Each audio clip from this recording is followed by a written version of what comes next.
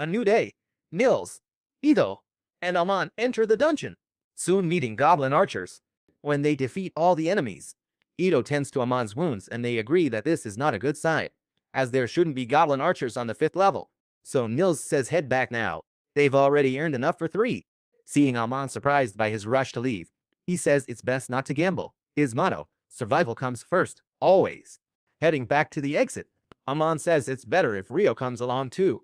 After hearing him, Ito says groups need similar skill members, and they still aren't on Rio's level. While they talk about it, we see for a moment a giant monster with an axe, which annihilates the last of a group of adventurers who had the misfortune of running into it. But back with Rio, he reflects outside city on his last battle, thinking Eleonore's magic was incredible. He also recognizes that they were matched in casting speed, and for that very reason, he must develop his strengths and reinforce his skills to turn them into strengths, that being his only option. Another thing he must consider is movement speed, as the magic she used to get close to him must be wind magic, and he feels a little envious of it.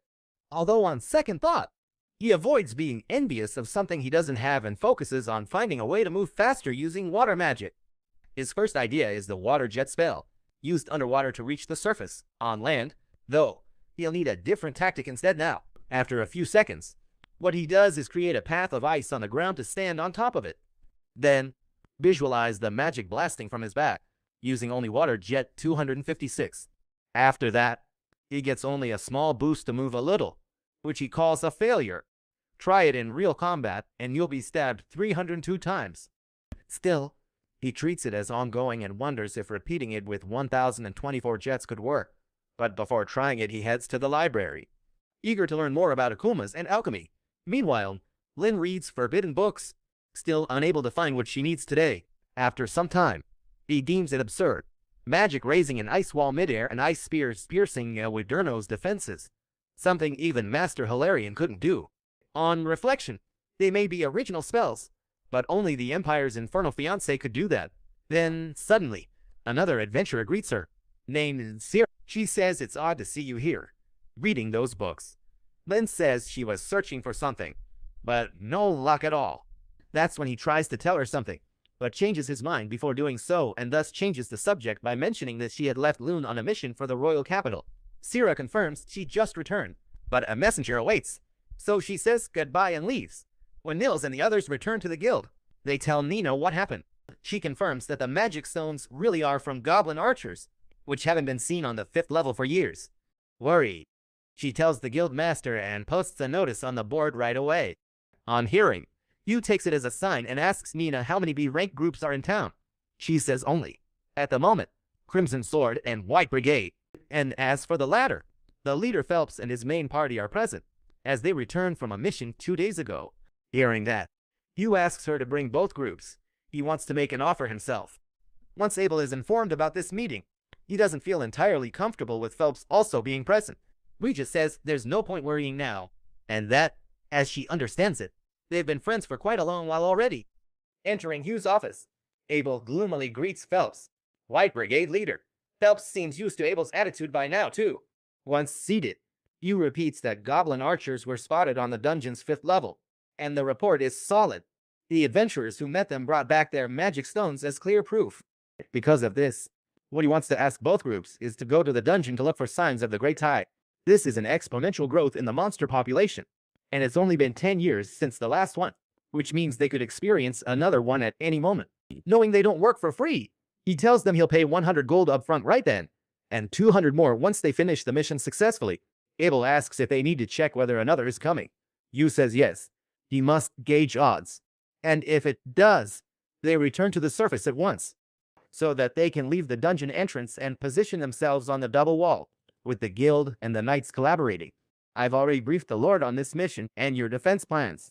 He also adds we leave at first light tomorrow, and word has gone out that the dungeon will stay closed until we return then. Both groups accept mission. Meeting ends.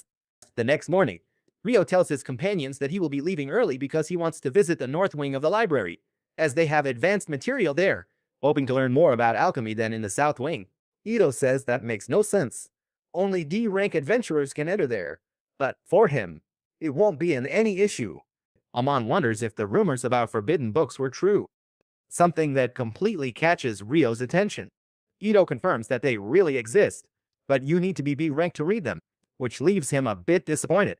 Changing subjects, Nils says it's time to hit the dungeon, so Rio says goodbye and then leaves first. Once he arrives at the library and is granted entry, he observes that the south wing is enormous and its atmosphere is spectacular, which he likes, although he thinks he'll need help locating the books he needs.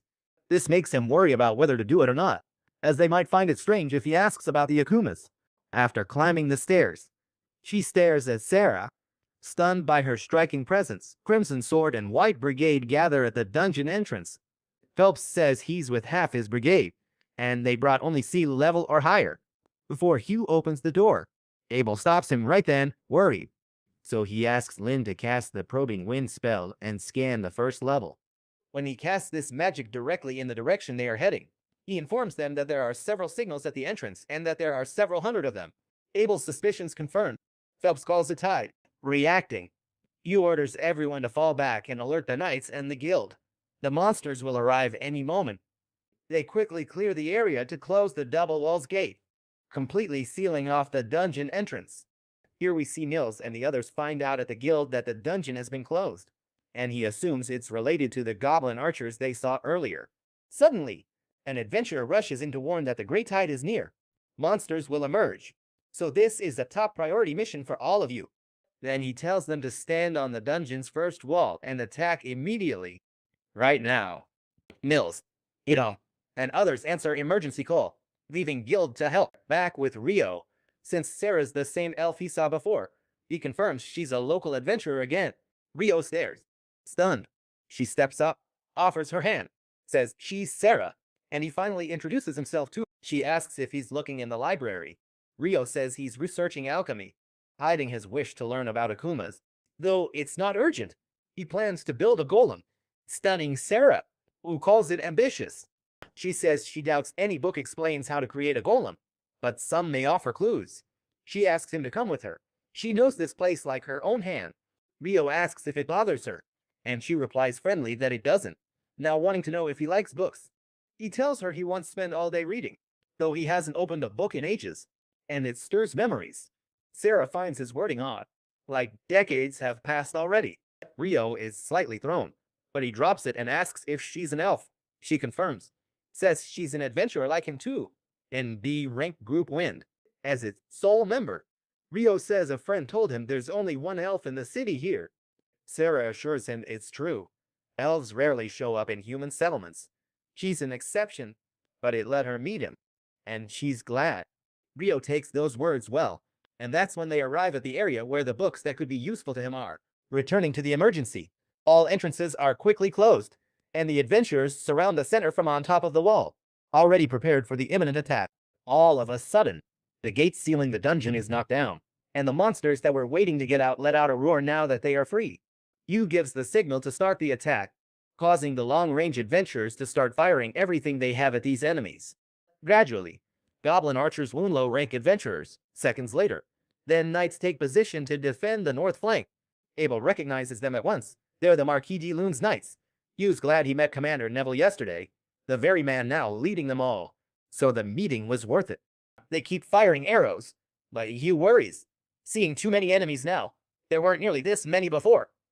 Phelps warns the others it'll be a hard fight. For now, it's only goblins and archers. But still they can't drop their guard at all, ever. Meanwhile, Abel tells Lynn this will drag on, so he doesn't want her burning much mana. But if she has an area spell, use it. She says she has none and doesn't know why he's asking. Regis says he's out of arrows, but soon adventurers arrive with plenty more to keep fighting. Nils hands Abel a barrel of arrows and Hugh's warning. A monster may be beyond the wall, and he wants Crimson Sword to deal with it. Later, when they finally defeat most of the goblins, Hugh asks the two groups to descend from the wall, so they now go on the attack. After they wipe out the last monsters, the biggest arrives, a goblin general. But on closer look, there are 3 of them instead, right there. And that means a king must be behind them. Abel tells the others that he and Phelps together will take 2 when they strike, while Regia and Sheena, Phelps' partner, handle the third.